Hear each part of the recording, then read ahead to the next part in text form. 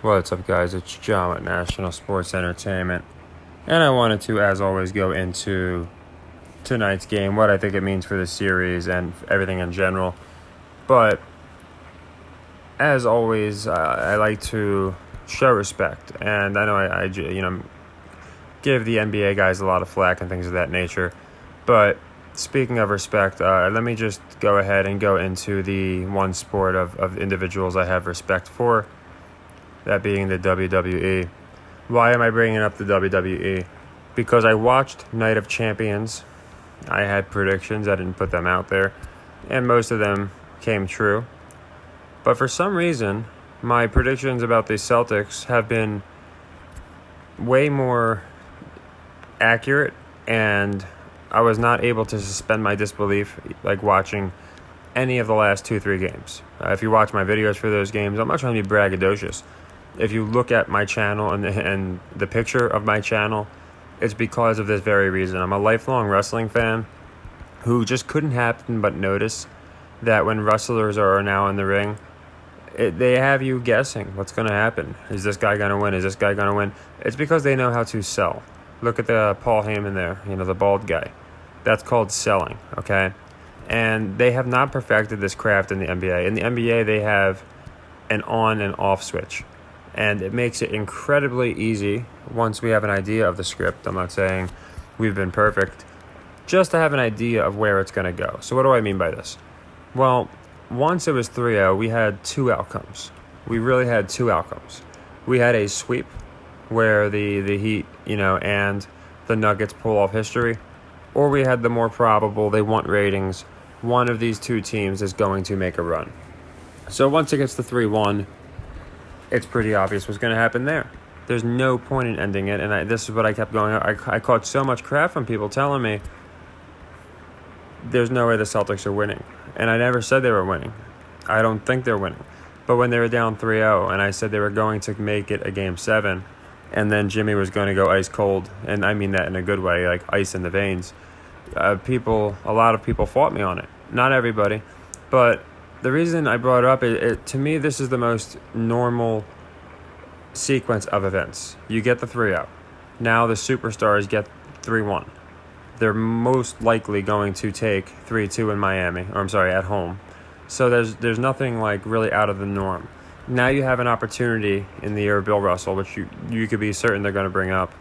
Melo retired. I brought that up in my last video. In 2003, he was drafted. He went into that. Last time we had a comeback, Melo played on the only teams to ever come back, Portland, Denver, and New York. It all just kind of made sense. Now they're going to go 3-3. What do they also accomplish by doing this? Everyone's taking Boston at home and Miami at home, and they're getting just completely shellacked. Now, going into tonight's game specifically, I've gone into them all specifically, and it's funny because I have Miami win the series, but the last 3 games I had Boston. Now, this was an interesting game. They had Jimmy do really bad. They gave him some love in the fourth, and I think that's planting those seeds. When Jimmy gets it going, you can't stop him. And I would consider this a bad game by him. So basically, again, not to be braggadocious, what I thought was going to happen happened. The Celtics won a 1-point game. This was why in my video I strongly advised people against the spread. It seemed way too fishy.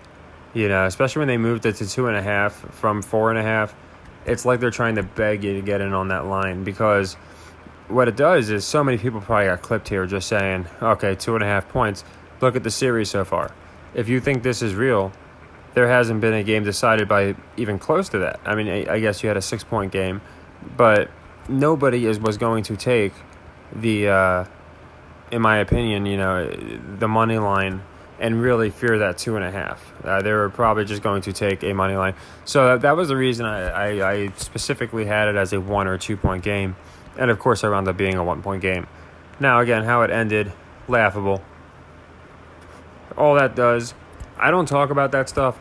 You'll see dozens of channels just showing that play and claiming to be the Nostradamuses who and prophets who led the people out of the blind into figuring out the corrupt world of sports, because it's so obvious. I mean, even people that are just fans of the game that think it's real don't they see stuff like that and they're like, wait a second here. So I'm not going to talk about that. Again, there's other guys that are going to tell you that and show you that and then take credit for exposing rigged sports. Those are the guys that I distance myself from. It's great that people get out there these videos, but it's just so obvious. Like that play was just a complete circus play. You could tell by it, and he got it off in time. That's what makes me wonder with the magnets and just players knowing about it and things of that nature. Are you really going to let the smallest guy out there just weasel his way in and get in a perfect 21 tip shot when you only have to do one thing? It's more important to box out there than to even contest a shot, because the shot's going to be a tough shot. So, crazy ending. And what does this do? Now, all I'm hearing is the heater cooked. Oh, Celtics are going to come back. Bill Russell.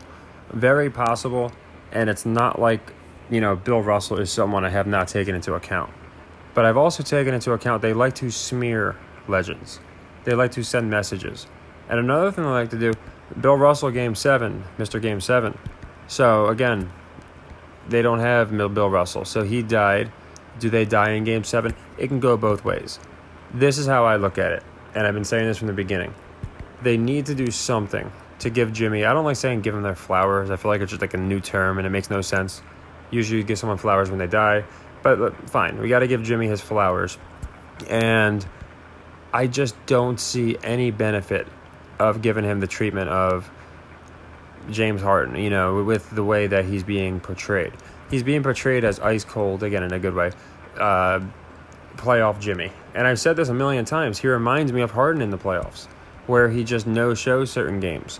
But again, the mainstream basketball media, and I'm going to go into them regarding Jordan pretty soon, because it's become a topic as of late, and real or fake, it needs to be talked about. But anyway, they're really positioning, Butler as like superior than Tatum. They're saying he's the best guy in the playoffs. And while he puts up good numbers in the playoffs, you'll see he had a great fourth quarter, but, you put in someone, again, pretending it's realistic, like LeBron James in that spot, I don't think they have a problem. I don't even think it's close. You put Tatum in that spot, I don't even think it's close. So they did not have Jimmy look good. And now we're going into a Game 7. Jimmy against Kawhi Leonard. Heartbreak. Just ridiculous shot. Probably magnets, whatever it was. Jimmy doesn't get any love then. Then he goes up against the Lakers. And he's got to go up against this super team, and it's essentially him. They lose. Then he gets bumped by the Celtics in 7 hard-fought games last year. Now he's got injured players. Hero is like his main, other guy. Now that's Gabe Vincent. And what's been the story all year long? There's been 2 stories. The one story has been coaching will beat super teams any day of the week, as we saw with the West. And the second story has been Jimmy and a bunch of nobodies, which it's really not the case. You got Kyle Lowry. You got Bam. They're playing terribly, but, Gabe Vincent's been looking great. You have specialists, but they're using the term undrafted for a reason.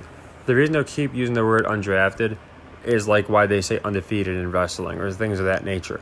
They want it to be in our minds that the undrafted team went to the finals and they beat a team with a bunch of superstars that were not undrafted. And why did they beat them? They're going to say because of the culture and because of the coaching. And what this also accomplishes is it gets Jimmy his moment, because he's in year 13. Tatum's going to have a lot. So this is just where my mind's been the entire series. And for this all to, culminate, we needed Boston to win a few. So it's funny because I personally have not a lot invested, but because of the payout, a very good chunk invested in Miami winning the whole thing. So this is a video where I genuinely am not happy. Not that I'm not happy, but I'm not over the moon that my prediction was right. But again, I'm always going to put out my honest opinion on every game. And I still like the Heat to win it. So yeah, it would have been nice if they closed it in 6 for me. But again, I guess it works better for the video. And more importantly, anyone that watching, I always put out who I genuinely think is going to win. So anyone that watched my video and hopefully took my advice and went with the money line, nice job. I think we faded the public again. I think the public was on Miami. And I think 92% of the public's going to be on Boston going into this Game 7. And I like Miami. Now, I'll do a video if new things surface. I went over this last time, and I did make a video today because I thought it was very important that I draw the distinction between the money line and spread when it was at 2.5. It just did not look great to me. And, the one thing that is important is if you're going to, take the cover or take the money line. And, I had this as like an overtime game, but again, I really just thought it was going to be like a 1 point, 2 point photo finish Boston win, and that's what we got. So now we'll go into Game 7. I don't know what the props are going to be. I will say this is where I think Jimmy drops a 50-piece. This is where I think Jimmy is untouchable.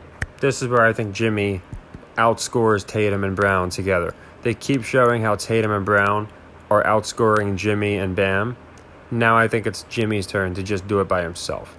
Because, again, Bam is great. He's pushed as a great player, a good player. But he's very ineffective without Jimmy. So, they really need to do good together, real or fake. So, yeah, again, nothing changed for me. I don't think that it's going to be a shellacking in Game 7. But I think we're going to see the absolute best Jimmy Butler performance. I'll wager to say this. This is, maybe I should save this if I'm doing another video because there's been a lot of performances and I don't know what the props are yet. But I'm going to go, and might make me look like a clown. I genuinely think Jimmy might have one of the top 5 playoff performances in history. Maybe 5 to 7. I just have a feeling. I've been feeling it for a while. As I went over, Jimmy's in year 13. We know about the Michael Jordan, whatever you want to call it, connection, and the red and white. I'm not giving up on the color theory. The red and white's been winning. And another thing I found interesting is when they're showing Jimmy, I'm seeing more like Jordan-esque signs. Maybe the league just understands that people think he's related, and they're like, hey, let's roll with it. But just looking so calm and cool and collected. He did everything he needed to do in 5 minutes, to get them where they needed to be to win the game. In the fourth, you saw him say just one stop. You're seeing those leadership qualities. And, again, I think he's going to play like a man possessed in Game 7. Maybe even fight through some kind of fake injury. And I think this is where we're at. I think this is exactly where I expected it to be. And I think it's where it's going to wind up finishing. So, unless something drastic happens, still like the Heat in Game 7. But I wanted to recap tonight because I don't think it's an accident. We're just, we're off. Sometimes we're off. But once it seems like I have an idea on these series, it just seems like we have not only every game, we're nailing the over-unders, we're nailing the props, we're nailing exactly when certain scores are going to happen. And in this case, the exact margin of victory. And a lot of that's public lines.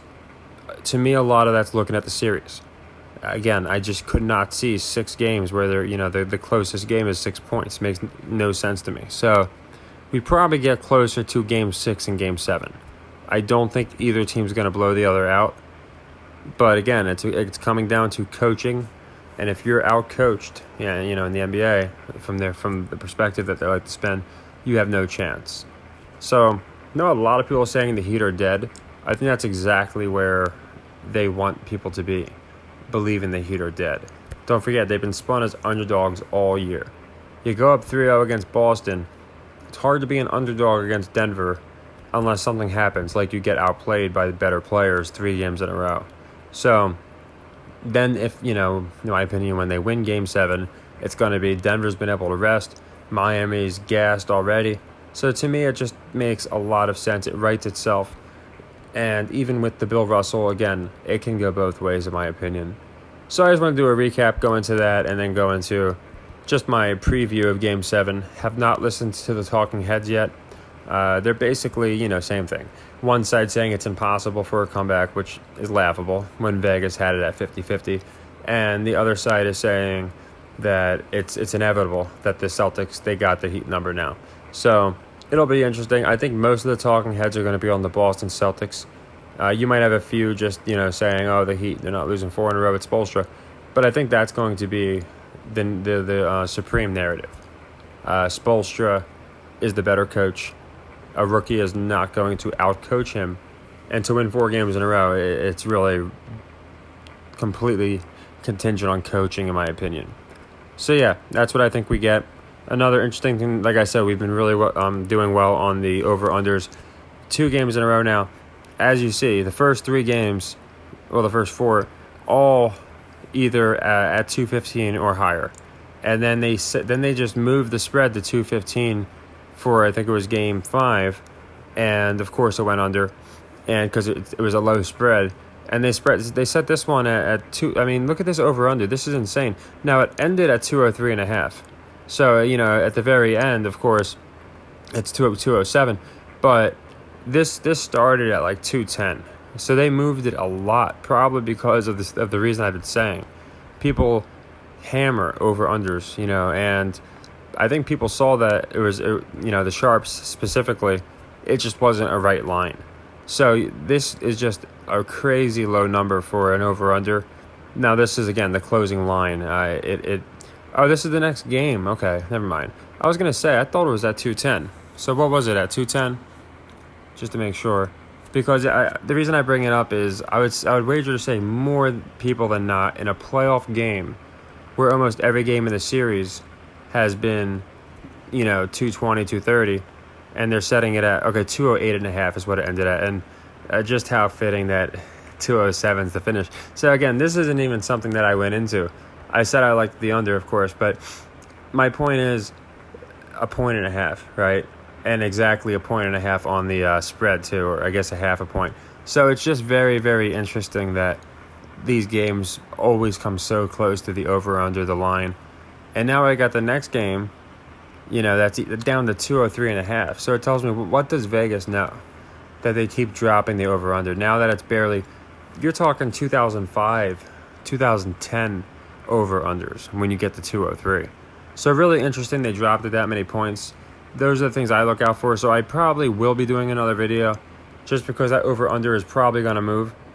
But again, as of now, nothing's changed. I like the Heat. It's going to be on the money line, of course, because there's your value in Game 7. But if I need to, I'll go into more.